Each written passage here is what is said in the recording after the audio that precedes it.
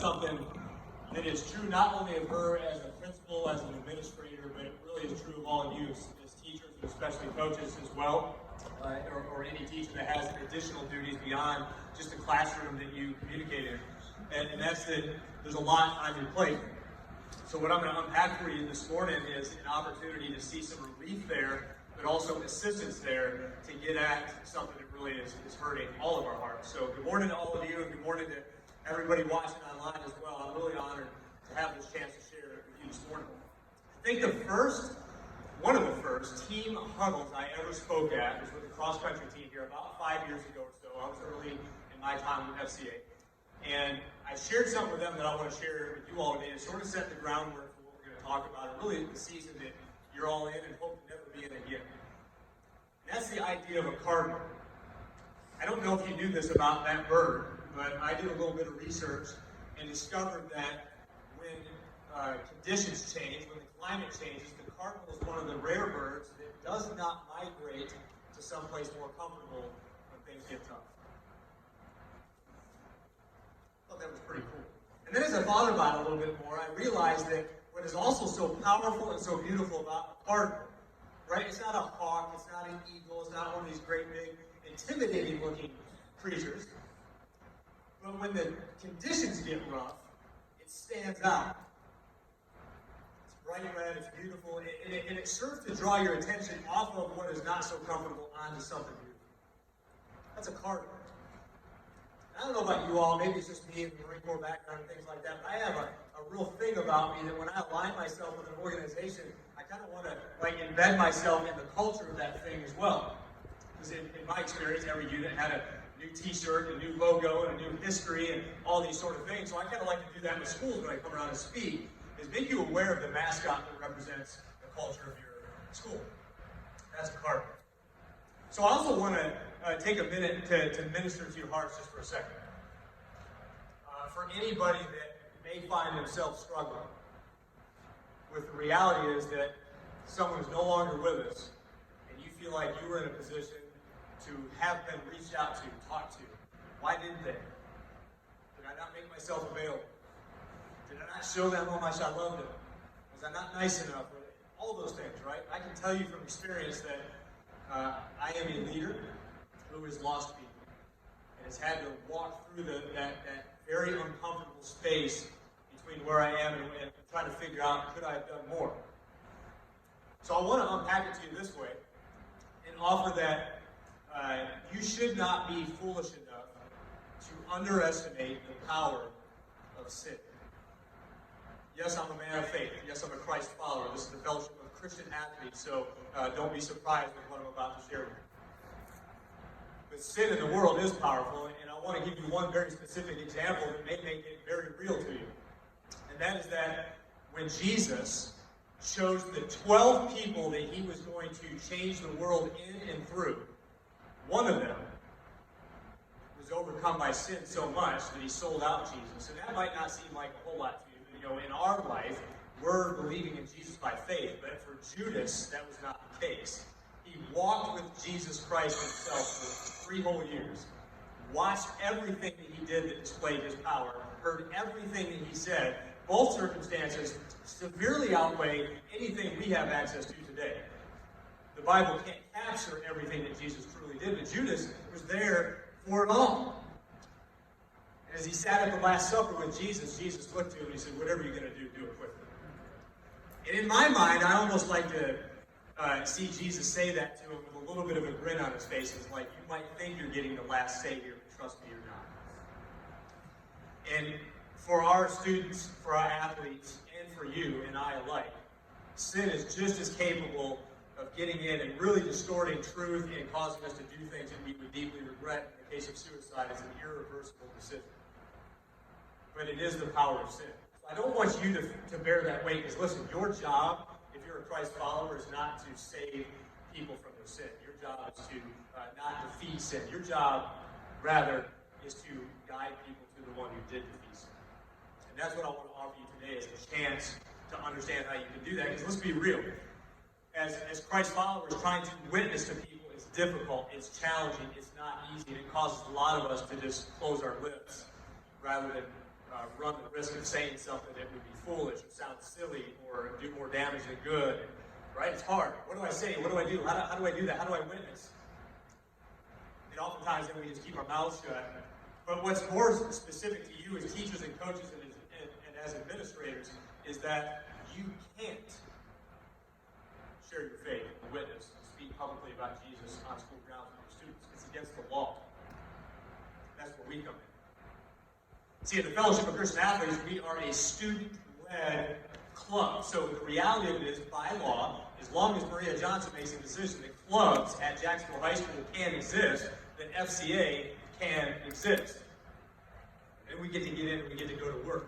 But see, it's not me getting in and going to work, because I've lived I've walked that path for a lot of years, where I get to come in and do what I love to do, and that's proclaim Jesus and give people hope and get teams riled up to go play their best games. And I love doing those things. But the reality of it is, when you're the director of an organization that has 4 counties and hundreds of teams and thousands of coaches and athletes, I'm in like once or twice a season. So it's not sustainable. But what is sustainable and what is actually of greater depth and greater influence and greater impact is what we call our Character Coach Program. So, if you consider, like many do in our world today, that Jesus is not allowed in schools or God is not allowed in schools, I promise you this, that brick and mortar has never been capable of keeping the power of God out of any location. But more importantly than that, I would even offer you that if you are a Christ follower, if Jesus is in you, if you have accepted Him as your own personal Lord and Savior, then I promise you this, He resides in you, and as every moment you walk into this building, He is in you with you. And thus His power is available to whatever is going on within the school. But specifically, when you talk about doing it legally, we call this the character coach. And thus what it gives is this school an opportunity to help you say, well, how are kids going to receive Jesus? Because He said it this way, right? It's like, if they receive you, they receive me. Well, how are they going to receive you? They receive you in a legal capacity we call character coach, an FCA character coach, which by definition we say is a volunteer. Right? So you're going to volunteer some of your time. And if not you, I'll get to this point in a second, as members of the local church, which is Maria's kind of intent and vision in this anyways, to get men and women, adults, to get in here and be a part of mentoring a coming generation. So these volunteers, these character coaches, would engage, equip, and empower coaches and athletes spiritually, through personal character and leadership development. So personal development, character development, and leadership development. That's what a character coach would do. And I want to explain it to you this way. The Apostle Paul explained it in Romans chapter 5 when he says it this way. He says, therefore, since we have been justified by faith, we have peace with God through our Lord Jesus Christ. Through Him, we have also obtained access by faith into this grace which we stand, and we rejoice in hope of the glory of God. Hold on to that word, that idea of hope. Because then he says it was not only that, but we rejoice in our sufferings. Many of you have heard that before. A verse is very similar to it. We rejoice in our sufferings, knowing that suffering produces endurance. Endurance produces character. And character produces hope. As we sat down as a team, we talked about this idea of suicide. What is our role in it as a Fellowship of Christian Athletes? How can we do better? How can we get into this thing and help people resist the temptation to respond in such a way?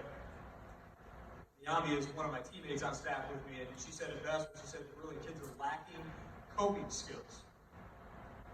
Now, I am a consistent person that loves to open the dictionary almost as much as the Bible to define words and thus give them new life. And you can say it another way, that if they lack coping skills, is what they lack is the ability to struggle with success. We all struggle. Every one of us, sometimes multiple times a day. But the reason we get out on the other side of it and succeed is we have those coping skills. We have a character about us that comes through life experiences of enduring through tough circumstances, right? We built that up. And thus, there's a little bit of us that by faith we can rejoice in circumstances, because when they come, we realize that God can do a work in that. I could be better coming out of this than when I went into it. Endurance, then, is the power of enduring an unpleasant or difficult situation without giving way. Cardinals. Endure without giving way. Character, then, is the mental and moral qualities distinctive to an individual.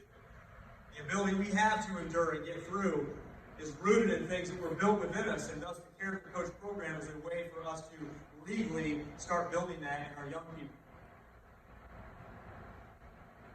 A character coach, let me back up one. Hope, then, is not only a feeling of expectation that something good will happen, but it's a strong belief. It's grounds for believing that something good will happen. Expectation. That's what faith brings you.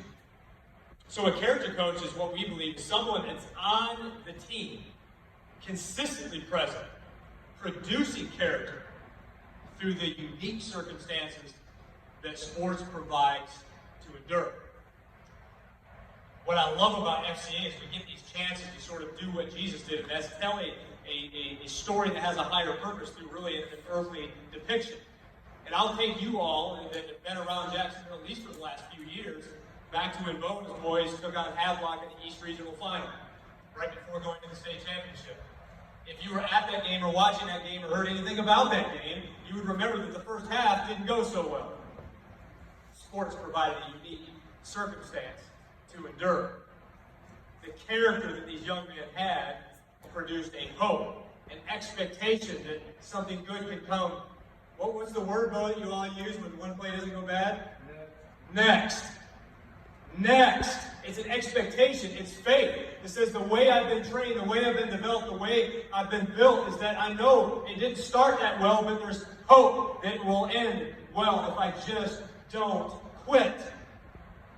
Those are the sort of messages that we get the chance to tell when we spend time with athletes. And it's through their influence as they overcame in that game, and it rippled through this campus is the way that they did and went to the state championship. There's influence there.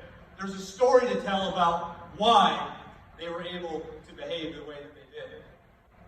And I want to offer you the chance to be a part of this and help us spread this in ways greater than just one team during one season, but that it's something culturally that takes over at the campus. So, to close, if you're a coach, and you say, you know what, I don't know why it's just been the football team, or why I've been dragging my feet on this, or why I've been resisting what I feel like maybe God's been stirring in my heart for years now, but I need to get on board with it. I need to get in the game with this Character Coach Program. And on the stage, right up front here, I've got a bunch of my cards, my business cards. And if you run out, there's multiple ways to get a hold of me, but I want the chance to come back and sit down with you intimately, one-on-one, and really unpack in depth, one, your desire for the character coach, but two, who's that going to be? You may already know the person that's around your program regularly, who has already built some trust with the kids, and yourself, most importantly, as a coach. And then I work with the local church. If you don't have that person, we figure out who's right around the corner, who has a heart to want to get in here and have something to do about producing character and creating hope in our young people. So if you're a coach and you don't already have a way to get a hold of me, grab my card, reach out, let me come back and sit down with you and explain more about what this looks like. If you're a teacher that's not a coach, and you're probably been sitting here the whole time saying, I love FCA, I know what they do, I'm aware of it, but I'm not a coach, and I'm not an athlete. What about the kids that aren't athletes? I want to offer you that there is a recipe for this that we know works if you just trust it. When the character coaches get into teams and they start building this character and they start doing this sort of thing, one thing I know about Jacksonville's football team is that every Friday morning during the season, they meet over in the annex and they open up to anybody that wants to come get a message. That's why the influence of coaches and athletes is a statement we use so regularly within FCA. Because we're not just trying to help them play a better game that puts better numbers on the scoreboard and the stat sheet. We're trying to help them transform the campus and their entire community. If I had enough time, I would tell you story after story after story where we've seen that play out. When coaches and athletes find that their creative purpose is not just to play a game, but to change the game.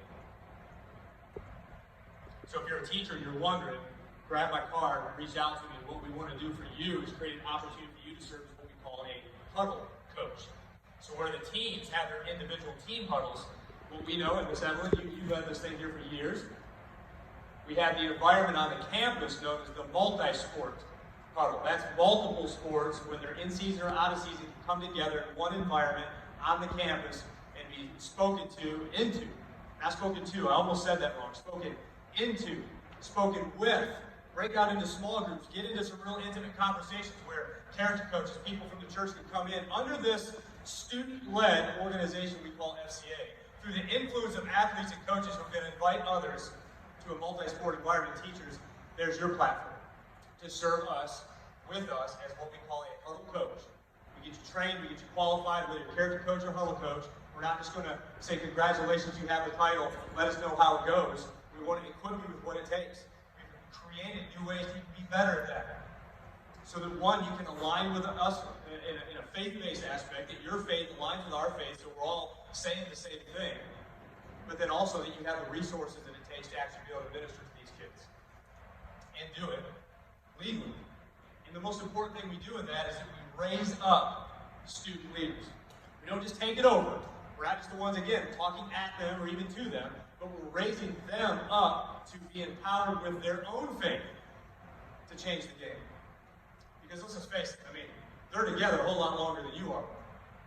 So if we can empower the faith of young people to own their own faith and have that influence their peers, there's greater potential there to, again, create a character within people that gives them hope that they can get through tough circumstances.